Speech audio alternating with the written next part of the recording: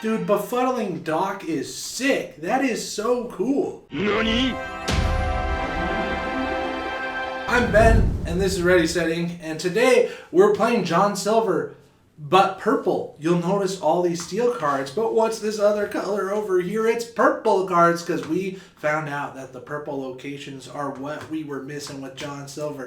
Not the Neverland, we're playing the Fairy Ship, which is so much better than Neverland. I'm kidding, of course, because Neverland has the exact same stat lines as Fairy Ship.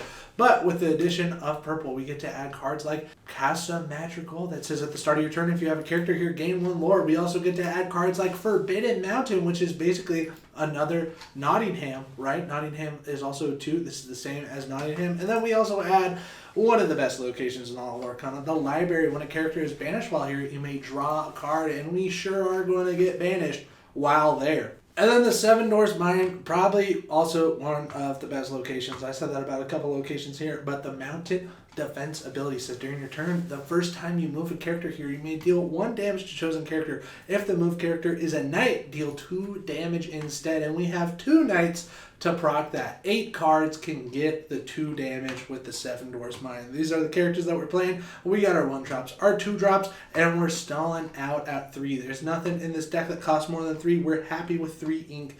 We love to see it. It's only $55 for this super aggro, super fun budget build. We love to see it. You can play it also on Inktable if you want. The link is in the description. Then you can go to menu, export, Inktable, and play on Inktable. Things that we learn in this video. Befuddle your own docks. It's a good deal. You want Doc back in your hand so you can play it again and draw 2 more cards? Befuddle it. It's so good. Purple is the right place to be for befuddling your docks. Number 2, prime your Seven Doors Mine by moving your knight character out of the location to, another location. Then, next turn, you can move the dock to the location.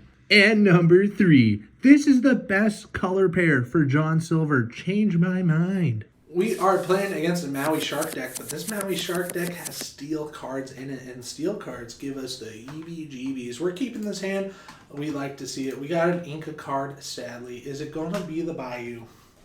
Or is it going to be a Bayou? It's going to be the Bayou, and then we are going to get to play our Captain the Hook, and then we pass the turn. We got 2 John Silvers. Don't want to ink those. That's our main lore getter for this deck. They have a Moana in play. We don't want to mess with the Moana, so it's looking like we're going to fire the cannons at the Moana, and we are going to play down the Bayou. So we are going to ink the Mr. Shmee. He's not going to be played this time, and we are going to play the fire the cannons, get rid of their Moana. Don't need that Moana taking out our hook, and then we will also play the Bayou, and then we will get to quest the Captain Hook for 1 big one, and then we get to pass the turn. Next turn, we get to play our John Silver. They put down their own Mr. Shmee, and now it's Shmee versus Hook, but now I don't get to quest my Hook.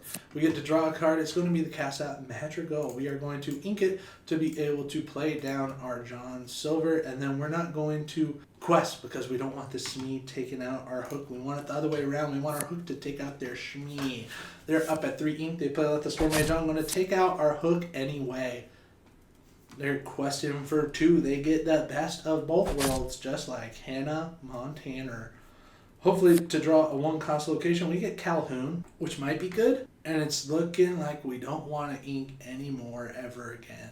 We can, though, ink John Silver and play the location, or we just play the location and then challenge John Silver into the Shmee. Getting rid of Shmee, they're going to have to do other stuff to damage us, and then we have enough to move to the Bayou.